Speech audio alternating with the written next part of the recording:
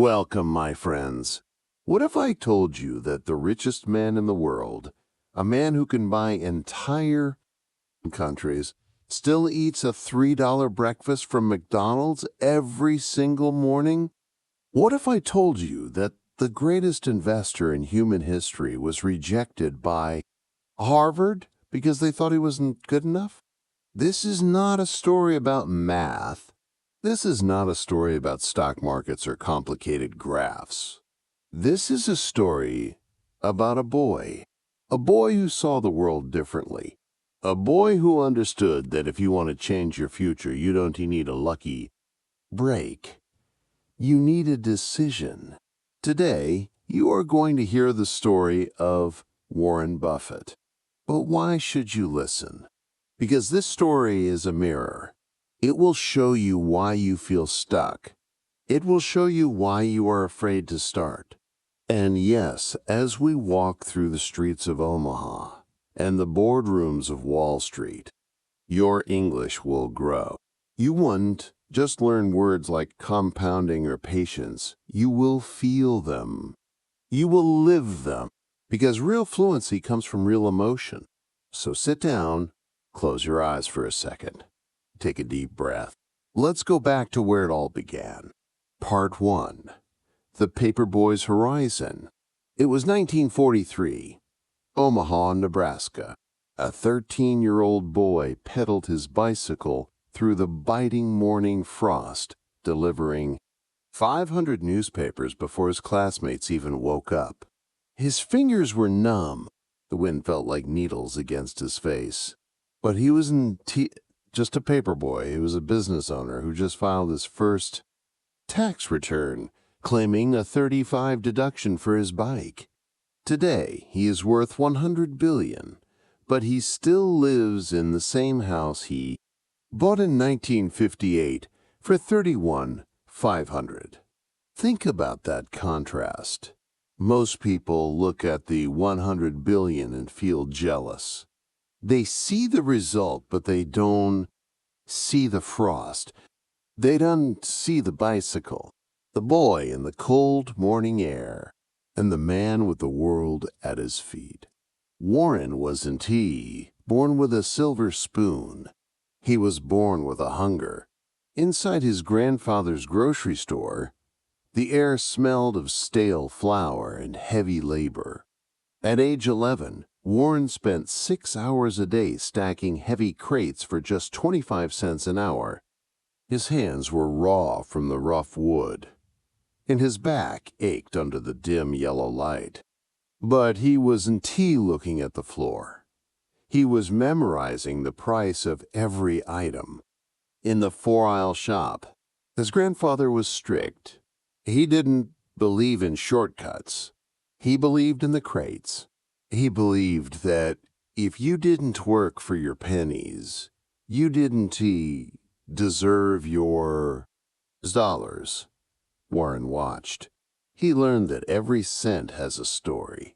He started selling chewing gum, Coca-Cola bottles, and used golf balls. While other kids were playing games, Warren was counting. You think you need a high IQ to be rich? You don't.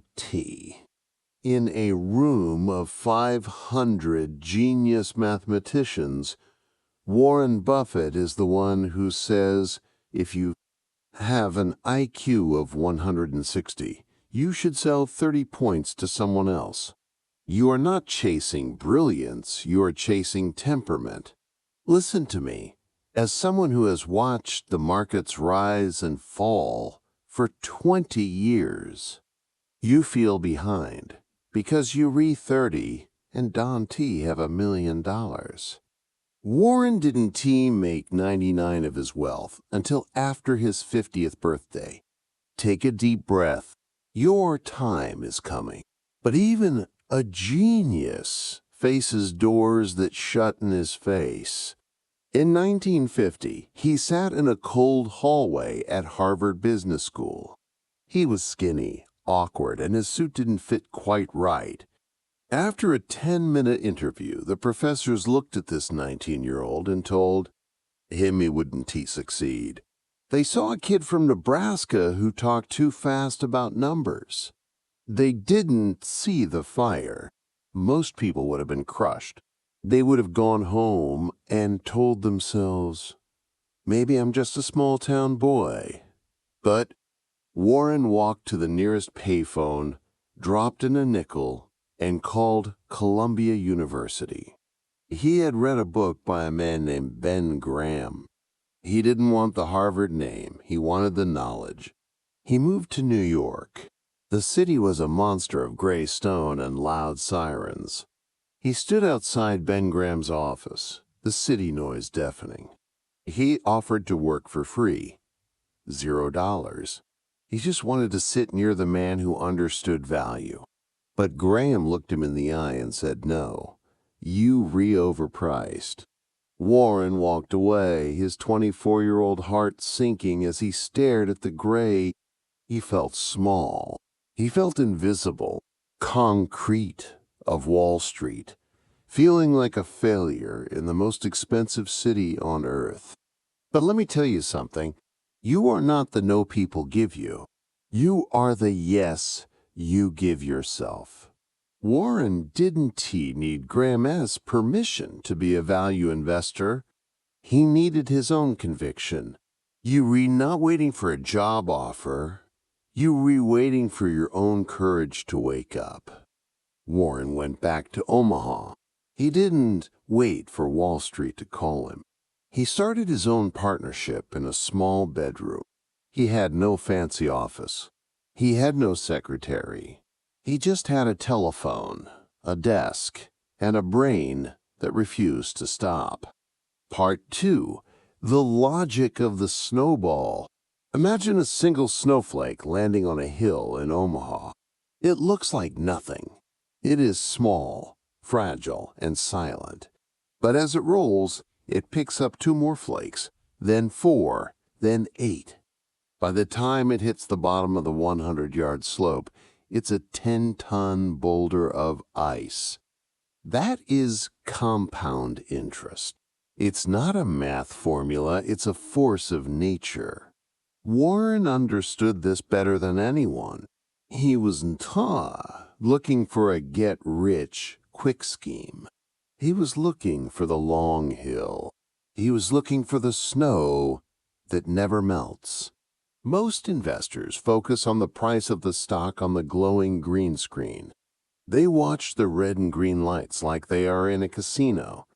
But the secret is the quality of the business in the 200-page annual report.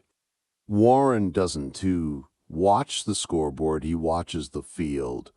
If you looking at the price every 5 minutes, you've already lost. He started buying companies that people used every day. Candy companies, newspaper companies, insurance companies. He didn't care if the stock market was closed for 5 years. He only cared if the company was strong. But there was a problem. Warren was a genius with numbers, but a ghost with people. In his early 30s, Warren was so socially awkward his hands would shake when he had to speak in public. Warren was a genius with numbers, but a ghost with people. He was terrified of standing in front of a crowd. He felt like his brilliant mind would be trapped forever behind a wall of silence. He knew he had to change. He paid $100 for a Dale Carnegie course just to learn how to speak. He stood in a room of 30 strangers, his voice cracking, his knees trembling. He was a millionaire on paper, but a beggar in confidence.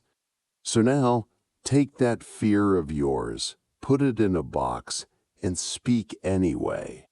Warren's diploma from that public speaking course is the only one he hangs in. His office, not his degrees from Ivy League schools. Fix your posture, find your voice, and tell the world what you know. He practiced.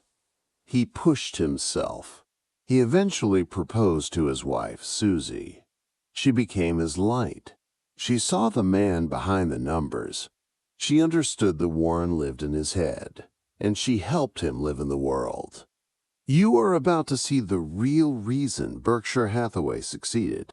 It wasn't just buying good stocks. It was buying a textile mill in 1962 that was actually a failing business. Warren called it his $200 billion mistake. He bought it because he was angry at the manager. He let his emotions drive the bus. He didn't hide the failure. He put it in the name of his company to remind himself every single day. He turned a dyeing cloth factory into the greatest investment vehicle in history.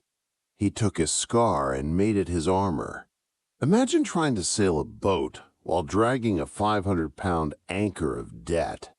Most people spend their lives rowing against the weight of their credit, cards, and their fancy cars.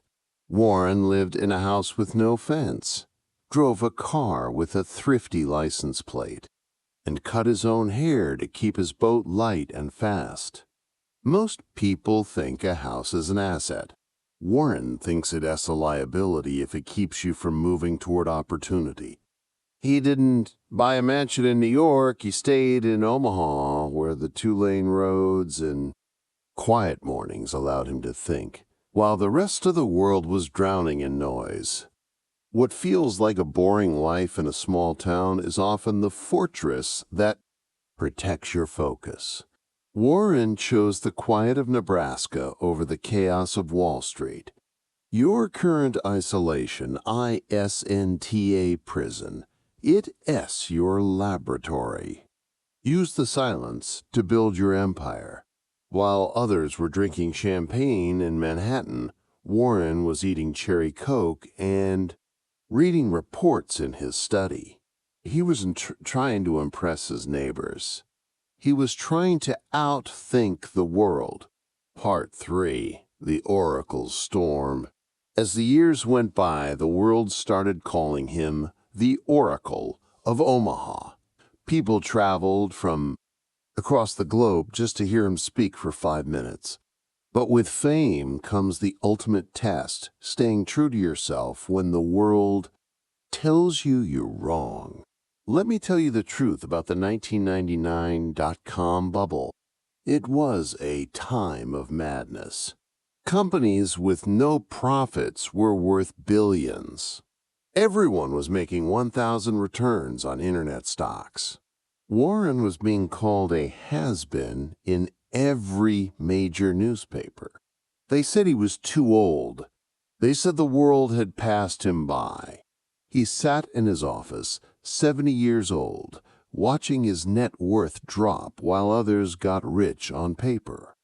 He didn't buy a single share of tech. He didn't understand it, so he didn't touch it. He waited. He watched the fire burn, and he stayed in the shade. A year later, the bubble burst. The geniuses lost everything. Warren was still there, standing tall, because he didn't chase the wind. But even the Oracle faces moments of terror.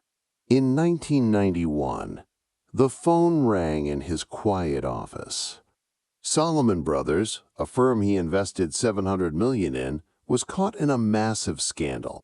The CEO lied. The board vanished. Warren had to stand before Congress, his face pale under the bright TV lights, and stake his entire reputation on a company that had betrayed his trust. He didn't T-run.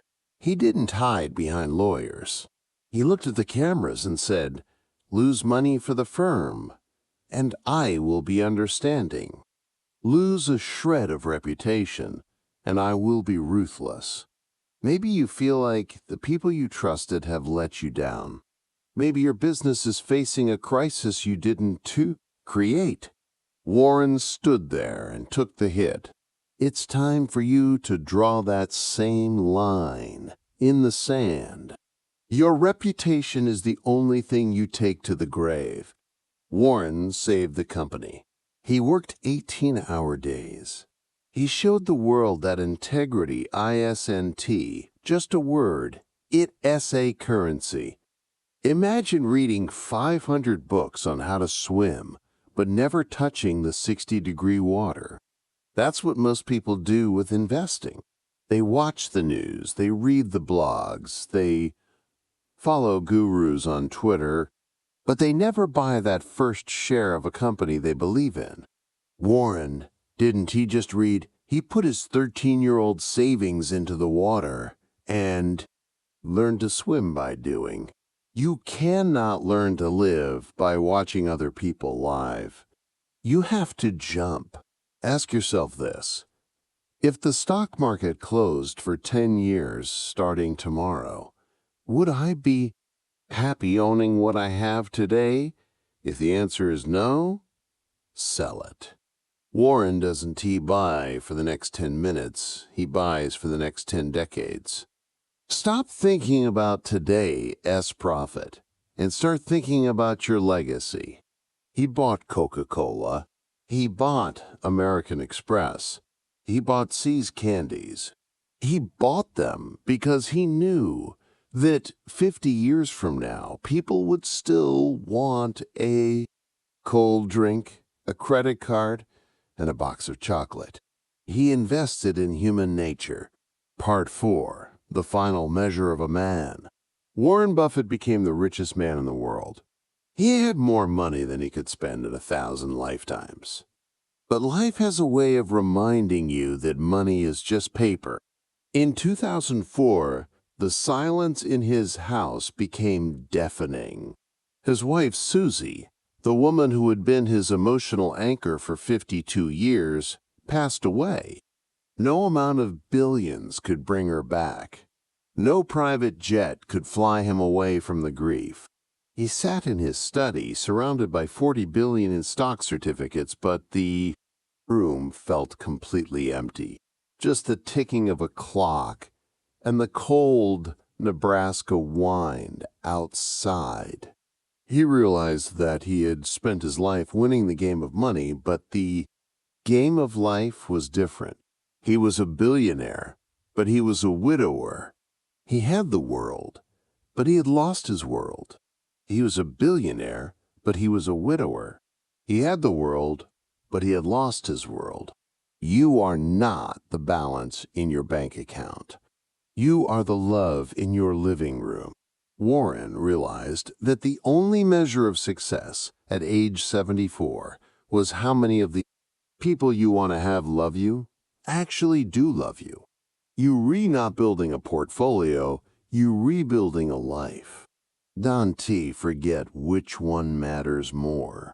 In 2006, he made a decision that shocked the financial world. He didn't build a monument with his name on it. He didn't buy a sports team. He sat down at his desk and signed a piece of paper giving away 85% of his wealth to the Bill and Melinda Gates Foundation. He decided that the money wasn't his. It was just a tool he was finished using. He wanted to solve polio, malaria, and poverty. He wanted his life's work to become someone else's miracle. Your brain is being hijacked by 24-hour news cycles and 1-second stock ticks. It's like trying to read a book while someone screams in your ear every 3 seconds. Warren sits in a room with no computer, just a stack of newspapers and a telephone. He is protecting his brain from the noise so he can hear the truth. He reads 500 pages every day. He thinks for hours. He doesn't have a calendar filled with meetings. He has a calendar filled with blank spaces. He knows that the most valuable thing he owns is his time. Stop waiting for the perfect market. Warren bought his first stock when he was 11 years old during World War II when the world looked like it was ending. If he had waited for a safe time, he would still be stacking crates in that grocery store. The world will never give you a green light. You have to step on the gas yourself. Even now, at age 93, he wakes up and drives himself to McDonald's. He looks at the 3.17 in his pocket. If the market is down, he spends less. If it's up, he spends more. He is still that little boy from the paper route, terrified of wasting a single penny, carrying the habits of a century into his final years. He still lives in the same house. He still drinks the same Coke. He still talks to his best friend Charlie Munger about the world. He hasn't changed, even though the world around him has changed 1,000 times.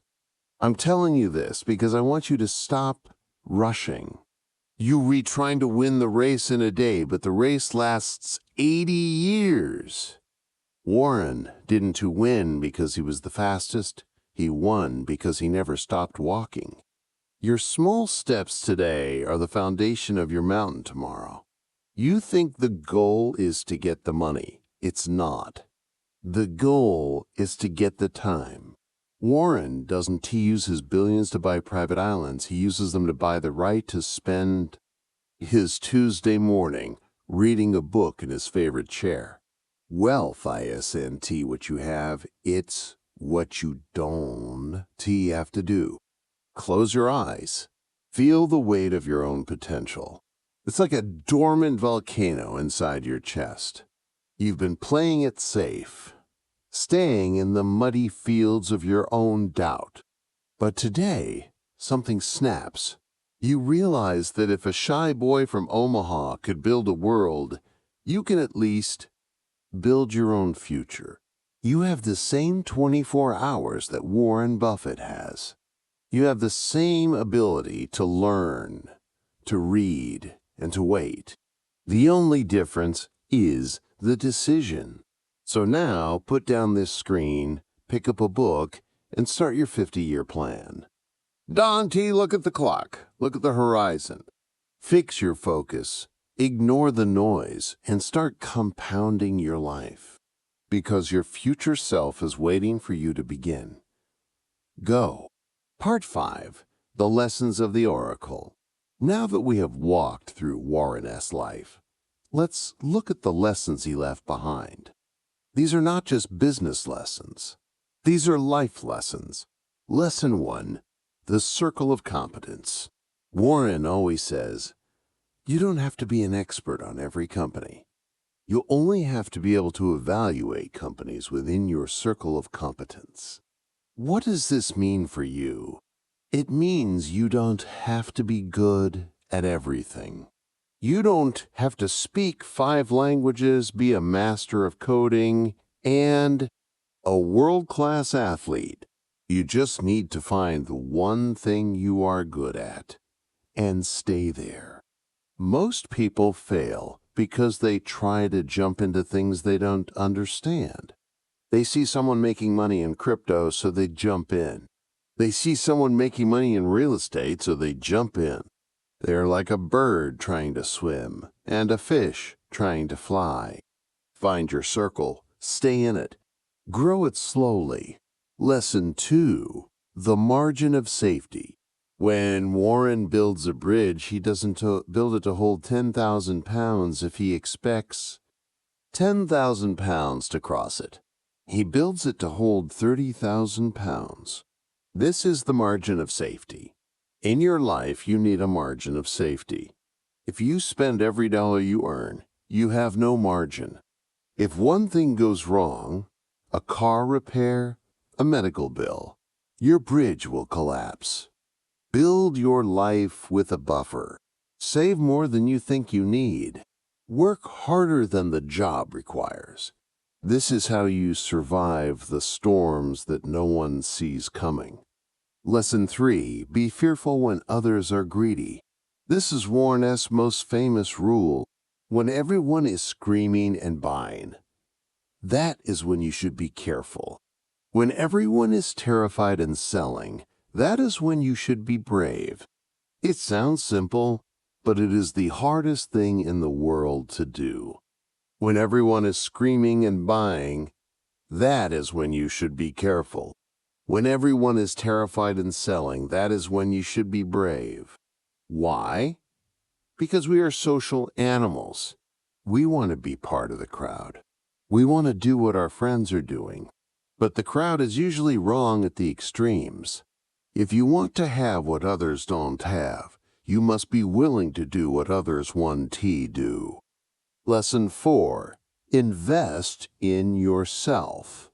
The best investment you can make, Warren says, is in your own abilities. If you learn to communicate better, if you learn a new skill, if you improve your health, no one can take that away from you. Inflation cannot steal it. The government cannot tax it. You are your own greatest asset. Every hour you spend learning English, every hour you spend reading a book is a deposit into the bank of you. And the interest rate on that deposit is infinite. Part 6. The Legacy of Simple Truths. As we reach the end of this story, look at the man one last time. He is an old man now. His hair is white. He walks a little slower, but his eyes are still bright. He still laughs. He still loves his work. He didn't change the world by being a flash of lightning. He changed the world by being a steady rain. He proved that you don't need to be a shark to win in business. You can be a human being. You can be honest. You can be patient. You can be simple. Today, Berkshire Hathaway is one of the most valuable companies on the planet. It owns insurance companies, railroads, energy plants, and brands you use every day. But at its heart, it is still just a reflection of one man's philosophy. It takes 20 years to build a reputation and 5 minutes to ruin it, he says. If you think about that, ULL, do things differently. Think about your own life. Think about the paper route you are on right now. It might not be delivering newspapers. It might be a difficult job. It might be a degree you are struggling to finish. It might be the challenge of learning this language. But remember the frost. Remember the raw hands. Remember the rejection from Harvard. Those were not the end of Warren S.'s story. They were the beginning. They were the weight that made him strong. They were the slope that allowed the snowball to start rolling. You are in your slope right now. Dante, look at how far the bottom is. Just keep rolling. Pick up one more flake of knowledge today. Pick up one more habit of discipline tomorrow. And one day, people will look at your life and they will see a mountain. They want to know about the frost. They want to know about the bicycle.